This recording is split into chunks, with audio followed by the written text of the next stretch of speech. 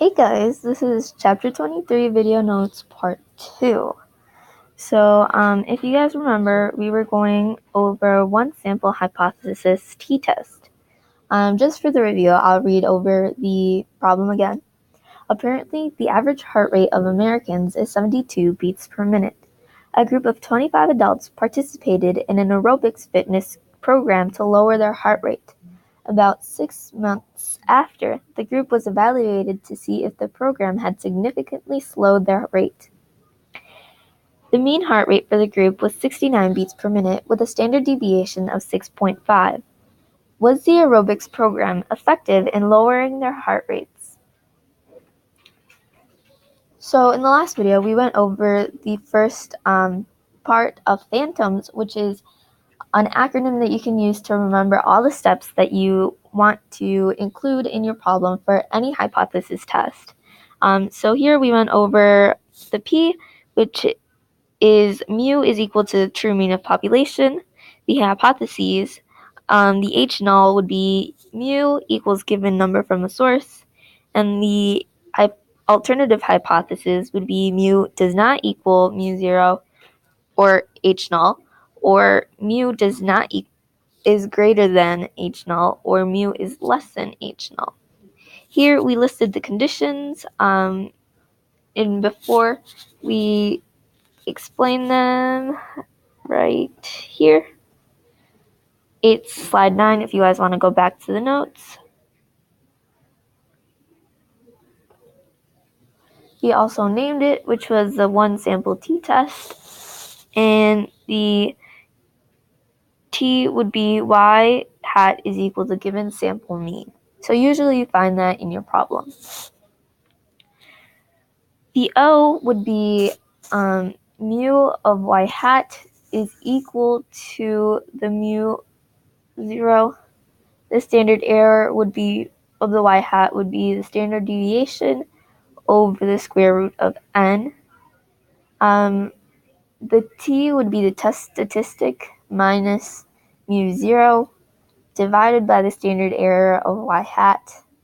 And the p-value you would find on your calculator, that would be TCDF, 1,000 minus, 1, hold on, would be a number that is either a lot less or a lot higher than your number. That's also, you can see it here, how we have the negative 1,000 or the 1,000 there. And then you insert or input your t there or there, and then the degrees of freedom in each side. This is a two-tailed test, which requires doubling the p-value for the answer. In the M would be your conclusion. You either reject or fail to reject your H null, depending on the level. We usually like to do a 0.05 level. And the statement would be when you explain your conclusion, which if you rejected, a good formula to follow would be there is strong evidence to believe that the mean population is either less than or greater than, and then the fail to reject is just the same, but it's just not as strong. So in this question that I read before, we have an HO of 72, a sample size of 25, a y hat of 69, and a standard deviation of 6.5, with the degrees of freedom of 24. So the P would be mu equals the true mean of average heart rate for adult Americans. The hypotheses would be H null mu equals 72, and the alternative hypothesis would be mu is less than 72.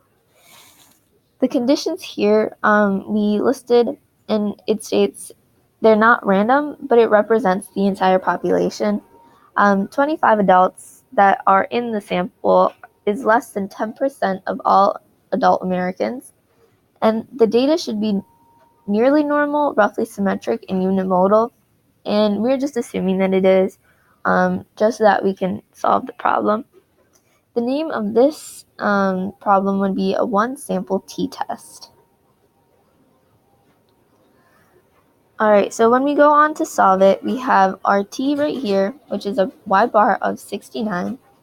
Onto our O would be standard error of y hat, which is equal to 6.5, the standard deviation, over the square root of 25, which would be the sample size, which gives us a standard error of y hat of 1.3. The t sub 24 is equal to 69 minus 72, 69 being y hat and 72 being the mu 0 or mean, divided by 1.3, which is the standard error right here, and that would give us negative 2.3077. When we plug into our CDF, we get negative 1,000 to negative 2.3077 and the degrees of freedom of 24 for a p-value of 0.0150. Since we are determining this on a significance level of 0.05, we have to reject the null hypothesis. Our explanation would be, there is strong evidence to believe that the aerobics program could be effective in lowering heart rates. So now we are looking to finding the sample size. The problem for this would be, John wants to create a confidence interval to estimate the mean amount of minutes it takes to run a mile. He wants the margin of error to be no more than 0.5 minutes with a 90% confidence level. An official study suggests that the mean amount of minutes it takes to run a mile for an adult has a standard deviation of 0.75 minutes. So here we would want to find the margin of error, and we would do that with multiplying the t-score times the, we multiply that by the sigma, that is divided by the square root of the sample size. So in this question, John wants to create a confidence interval. We have that he wants a margin of error no more than 0.5 minutes at a 90% confidence interval. But usually it's 0.75 minutes from this other study. So since we have a margin of error of 0.5, we set this equation to equal 0.5. And then the t-score is what we have to, we still have to find. And the sigma would be the 0.75. So then start by using a z-score, since we still don't have the t-score. That would be inverse norm 0.0501, which would equal negative 1.64. Then we would again set this equation equal to 0.5, since that's the margin of error that he wants. And then we equal that to the z-score, 1.64, times the 0.75 for the sigma, which is the study margin of error, over the square root of the sample size. Since we don't have the sample size, we just use n. So then we solve for n, and you just go through it like it's a regular algebra problem. If you get a decimal that's like, say, 6.3 or 6.7, they're the same, and you just round up.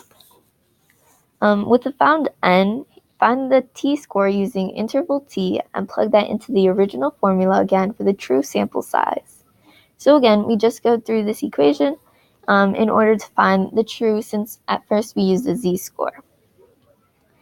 In this case, we would get that the sample size is 3 adults rather than 7 here. Alright guys, so now we're just going to compare t-models versus normal models.